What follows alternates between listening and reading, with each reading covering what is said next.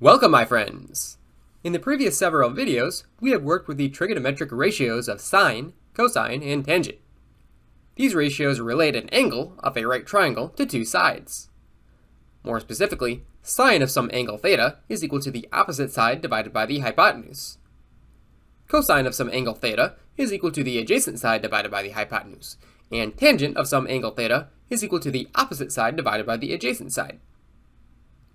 Inverse trigonometric functions solve for an angle that is the argument of a trigonometric function. By argument, I just mean the value inside the trig function, theta in our example. The inverse trig functions are unsurprisingly called inverse sine, inverse cosine, and inverse tangent. The notation with the -1 in the middle is a bit misleading and has nothing to do with taking something to the negative first power. When you see sine, cosine, or tangent with a -1 in the middle like this, that just means we have the inverse function. You will also see these functions written as arcsine, arccosine, and arctangent, which mean the exact same thing as when we have the -1 notation. How do these inverse functions work? Well, if you apply the inverse function to its corresponding trig function, the result will be the angle, assuming that the angle came from a right triangle, which is the only context that we have discussed sine, cosine, and tangent so far.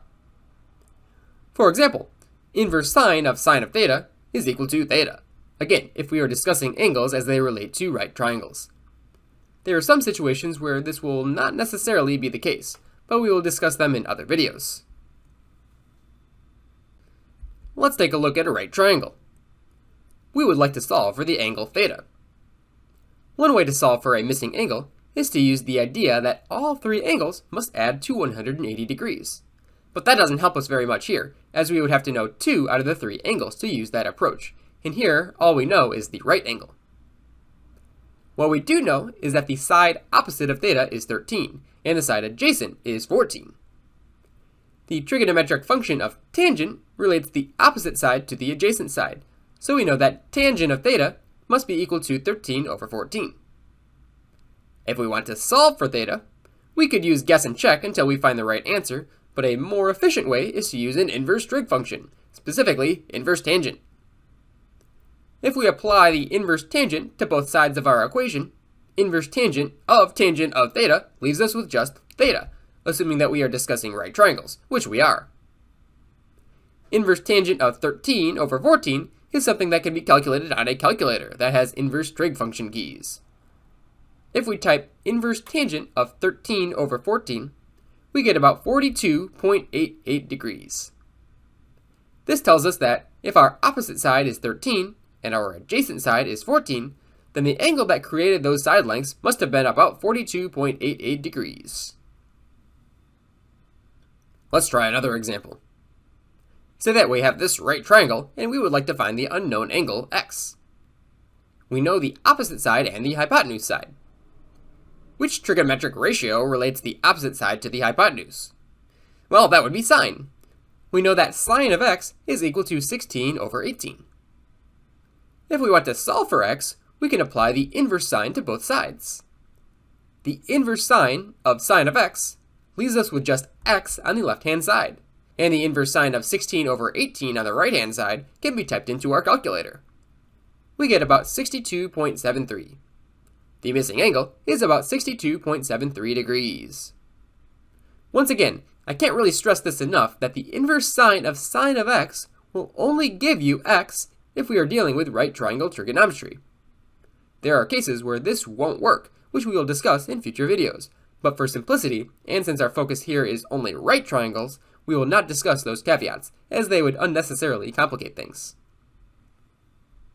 Let's try a story problem. Say that a 14-foot ladder is leaning onto the side of a house. The ladder sits on the ground 8 feet away from the side of the house. Find the angle of elevation of the ladder up to the house. We completed a similar problem to this in a recent video, where we solved for the length of the ladder. In this problem, we are asked to solve for the angle of elevation. Let's start to draw the picture that represents the information that we have been given. We can represent the side of the house by a vertical line. We aren't told how tall the house is, and are not asked to solve for this value. we have a ladder leaning up against the side of the house that is 14 feet long. We also know that the base of the ladder is 8 feet away from the side of the house. With all of this information together, we have constructed a right triangle. We want to know the angle of elevation, which we will call theta, from the ground up to the top of the house. With respect to the angle, we know the adjacent side and the hypotenuse. The trig function that relates the adjacent side to the hypotenuse is cosine. That means cosine of theta is equal to 8 over 14. Taking the inverse cosine of both sides, we get that theta is equal to inverse cosine of 8 over 14. If we type this into our calculator, we get that theta is equal to approximately 55.15 degrees. The angle of elevation of the ladder up to the house is about 55.15 degrees.